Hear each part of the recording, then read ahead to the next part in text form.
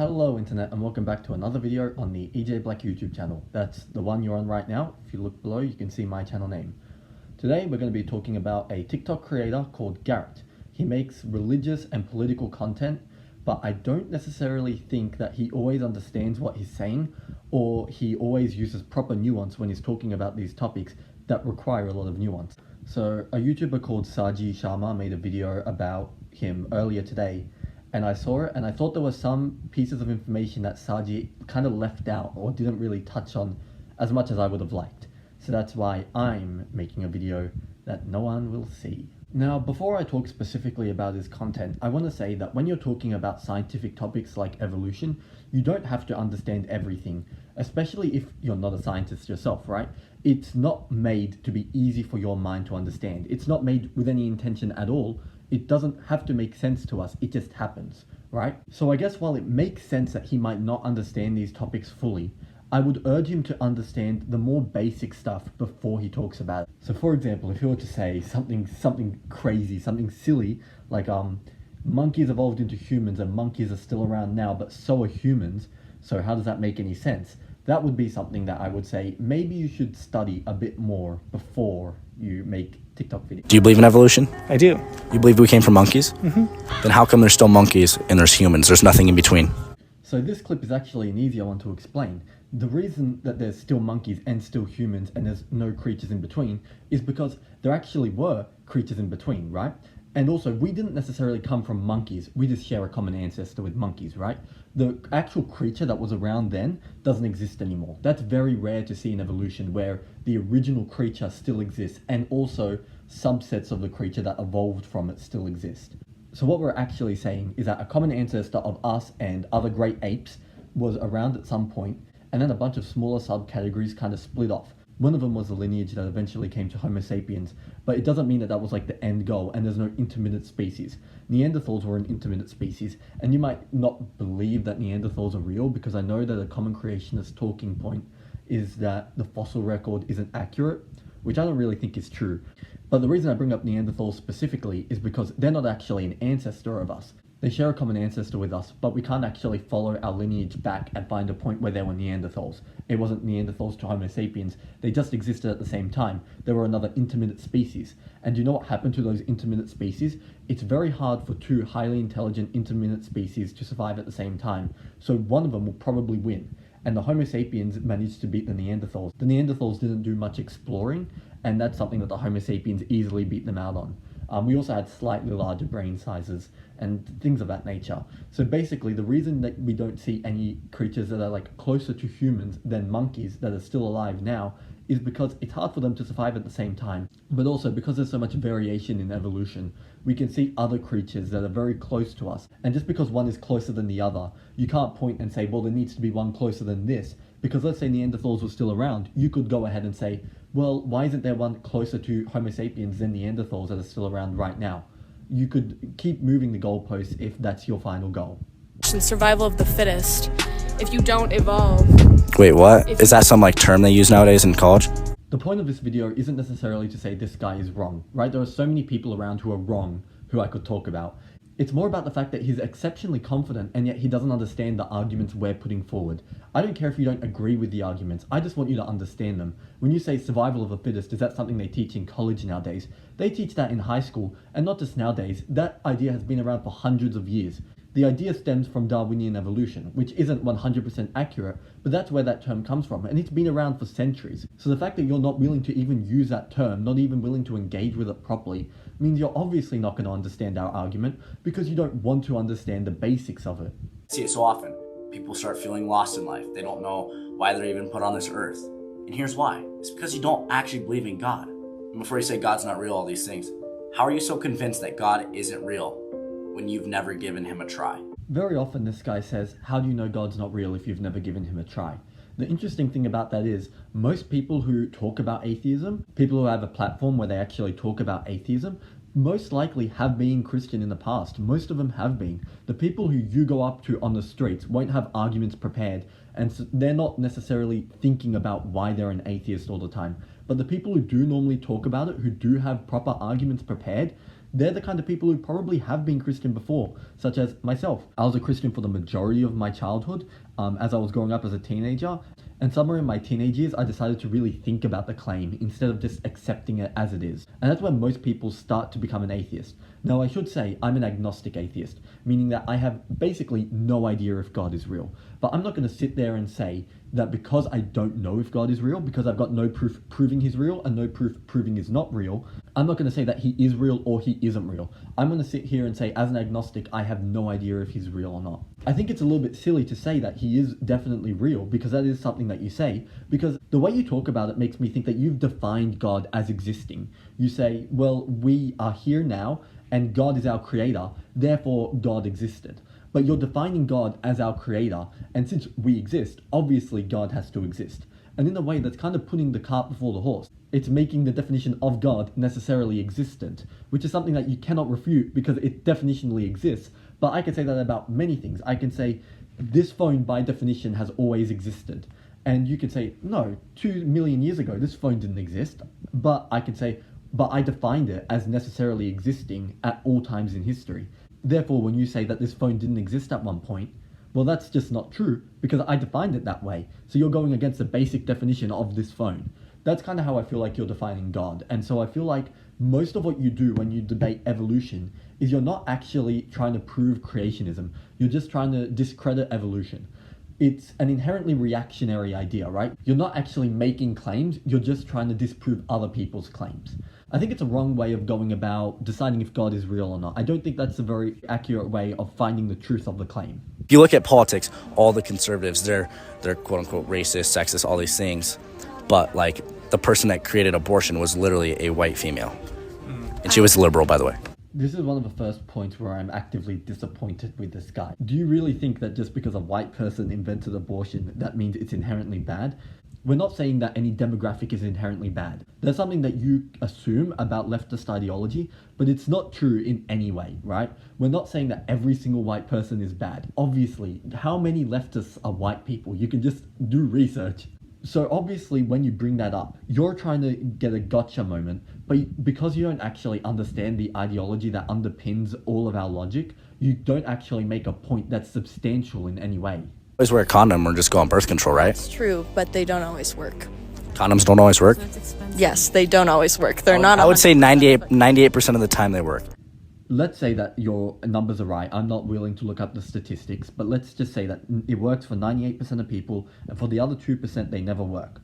Well, why do these 2% of people not matter to you? Like the 98%, it worked for them, they got lucky, and these unlucky 2%, well, they just have to deal with it. That seems like a pretty strange, uneven logic to me. I'm not quite sure about that one. You know, here's where I'm at. It's not my choice to tell a girl what can do and what can't do, but under most circumstances, it's really not that bad. It would seem like the assumption that you've made here is that it's not that bad because most people can raise a child because they have enough time, they have enough money, etc., etc. And that's just flat out false for some people, right? That's flat out false for most people even. Most people don't have the capital to raise a child because we don't live in a socialist society, which we'll talk about soon because you've spoken about socialism as well.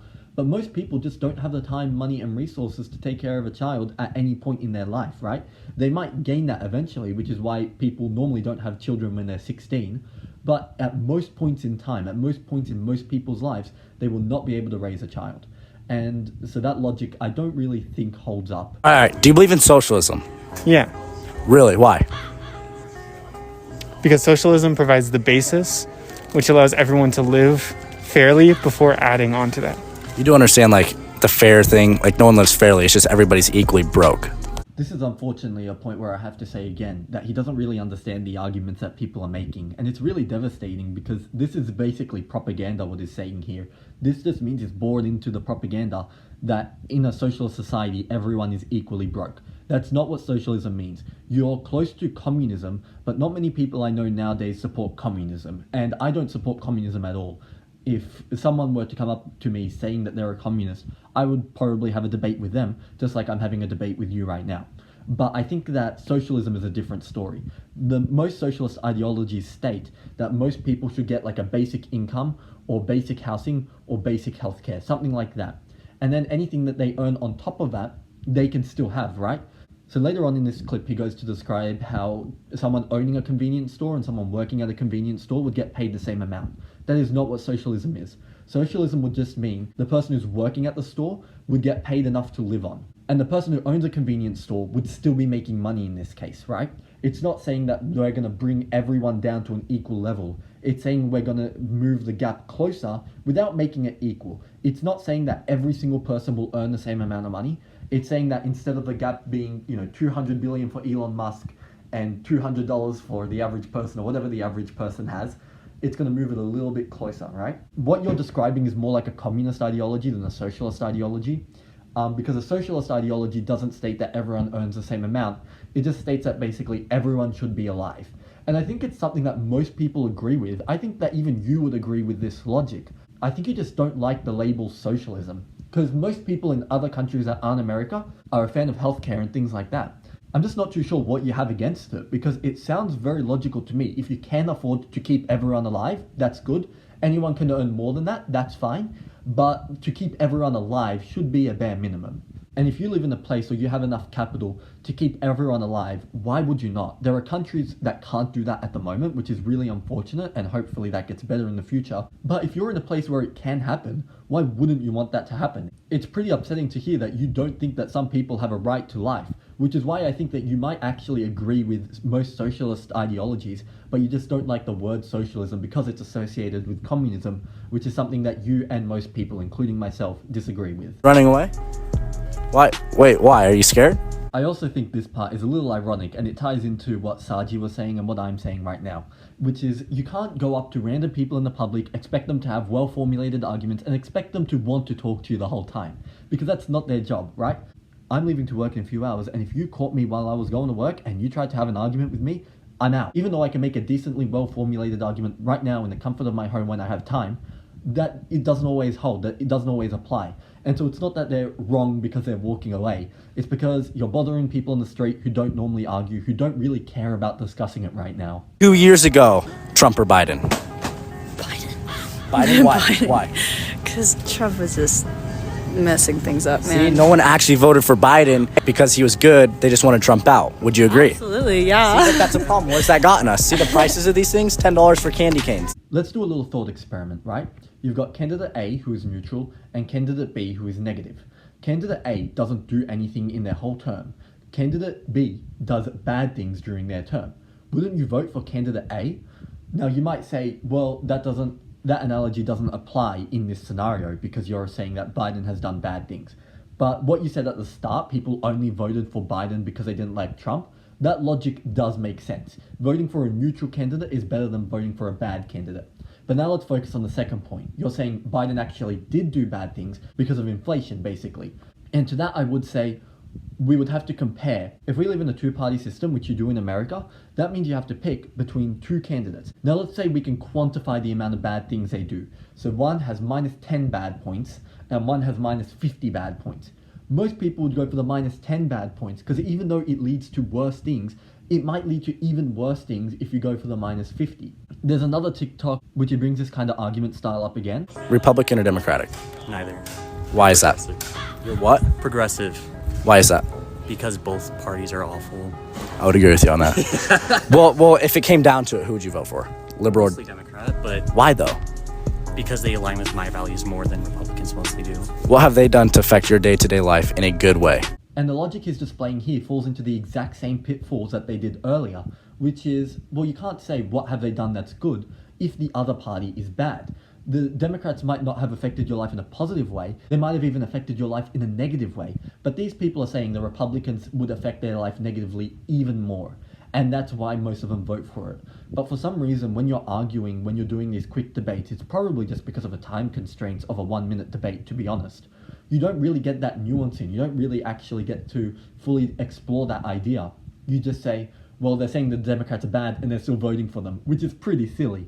When really what they're saying is the Democrats are bad, the Republicans are worse, that's why they're going for Democrats. Even though the Democrats haven't done anything good, they don't see the Republicans doing something good either. So they're saying that the Democrats are doing bad, the Republicans are doing even worse. Now, you can argue about if that's true. You can argue about if the Republicans do a worse job than the Democrats, and that's a fine debate to have. But to argue about their logic for picking Democrats when they believe that the Democrats are doing less bad than Republicans is a little stupid. And that's why I think you should skip these steps in your 1-minute debates. Instead of having 1-minute debates where you use this logic, I think you should be having 1-minute debates where you actually talk about if Republicans are doing good and if Democrats are doing good. Because what you're doing now is kind of obvious, and it doesn't really show anything new about human insight, which should be the point of street interviews. You should be getting to the core of what people believe in a short amount of time. And that's not really what you're doing in these. All you're really doing is showing that people think Democrats are slightly not as bad as Republicans, which, like, that doesn't really say anything. Klaus Schwab, George Soros, all these people, they literally want to take over the world. That's literally their mission. No, this is not a 2-3 year thing. This has been a plan for the last 100 years. Now, over the last 2 years, they're uncovering it, and it's coming out, and it's extremely obvious. And if you can't figure it out on your own, I just don't know what to tell you. Wake the fuck up. Okay, let's talk about this. This one is going to be an interesting one, because what you're doing here, I think, is hypocrisy. I agree with you that trying to take over the world is bad. Wow, believe it or not, I am not an authoritarian. Color me shocked. I don't think that the world should be a dictatorship. So what I'm actually saying here is that the reason I think it's hypocritical is because there are many other politicians that are trying to do the same thing. Now, I don't really like George Soros, right? But in the same vein, I don't like Donald Trump, because Donald Trump's idea is the same thing. He doesn't want to control the whole world, he wants to control just America, but it's the same logic, right? And you might say, oh, well, controlling just America isn't as bad as controlling the whole world. And to that I would say, yes, but it's the same bad, just on a different scale. They're still both as bad as each other, just the amount of people they affect are different. So because the idea is the same, I'm wondering how you don't see this as hypocritical when one person says the same thing as another person, but you think that one is worse than the other. Is it just because of their political alignments? That's all I can really see that's different between the two, but their actual end goals are kind of very similar. It's just that they have different religious beliefs. Could that be it? I don't really see what the difference is. I think that in the same way that I think one person would be bad for doing this, I think the other person is bad for doing this. I think it's really silly to say that these two people I mentioned are the only two people who are doing this, and there are hundreds of thousands of other people who are trying to do it, and a few people who are actually getting much closer to that final idea, and there are some of these people who I would even support in doing it, even though I wouldn't support these people. I just think it's a little hypocritical is all, so I don't really follow that logic there. That being said, I do want to make it very clear that I don't like the idea of one person controlling the world. I don't like the idea of one party controlling the world. I like the idea of having different countries where different people believe different things. You know how they say, oh, well, if this person comes into power, I'm going to move to Canada, or something like that. Even though most people didn't do it. Some people did. And it's good that you have options, right? It's good to have options in the world, which is fantastic that we have multiple different countries with multiple different ideals that you could travel to in a hypothetical universe if you wanted to see different results. And so I think that you're on the right path in saying that George Soros shouldn't take over the whole world. I just think it's a little hypocritical to say that there aren't other people doing the same thing and other people who are doing the same thing who you're not inadvertently supporting. How come Nancy Pelosi and her husband can make millions and millions of dollars and all these other people in the stock market yet know nothing about stocks? No, it's because they have insights on how the market is, and it's just not okay. That's normally 20 years in prison, yet none of these people ever suffer consequences. Again, similar to the last one, I agree with your premise here. I think that what Nancy Pelosi and her husband are doing is horrid, right? That shouldn't be the case. I don't think it's fair that you get to make, tens of millions, hundreds of millions, just obscene amounts of money, just because you can see what's going on behind the scenes, right? In the crypto market, there's been big problems with that. What's CoffeeZilla, if you're curious? But basically, I think that you're correct here. Insider trading and insider marketing is a horrid practice and it needs to end. I just think the hypocrisy comes in because a lot of Republicans do the same thing, but you seem to only want to call out people on the left. And I don't think it's very honest if you do that. Like, it would be honest if you said, these people did it and also these people did it, right? But it's not as honest if you just say one name. So I just pulled up a few names on my phone to see some other people who are doing it, just so I can balance out this TikTok and show politicians from every side who are doing the exact same thing. So here we've got Dianne Feinstein, a Democrat from California. We've got Tony Tuberville, a Republican from Alabama.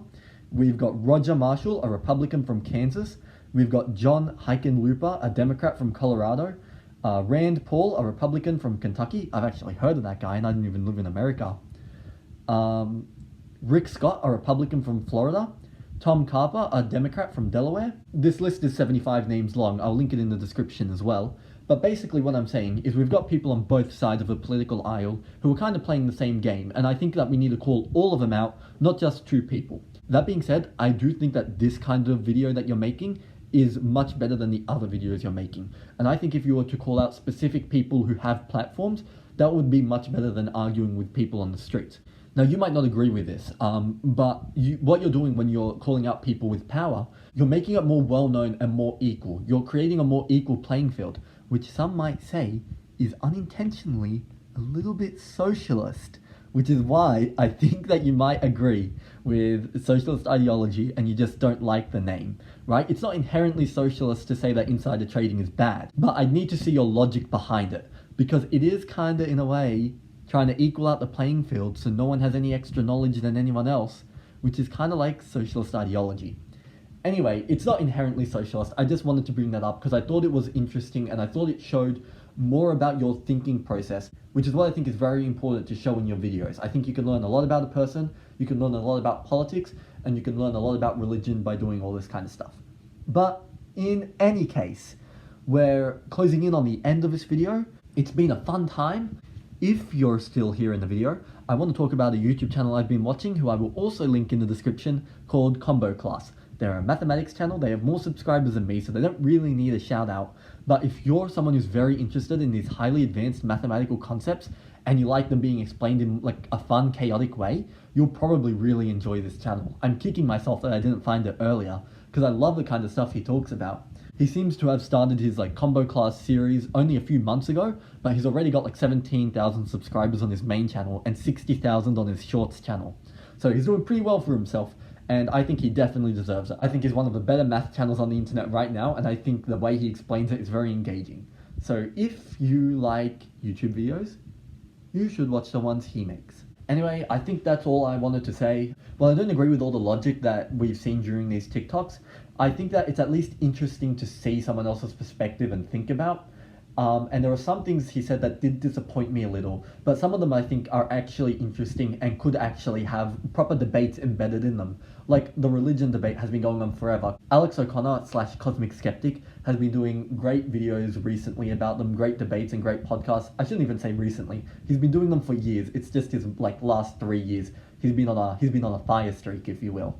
Anyway, I think it's interesting stuff to talk about. And so I don't think that it's inherently wrong to make these videos. I just think that it's a little silly to imply that your way of looking at the world is always correct when you don't really understand the arguments that other people are saying.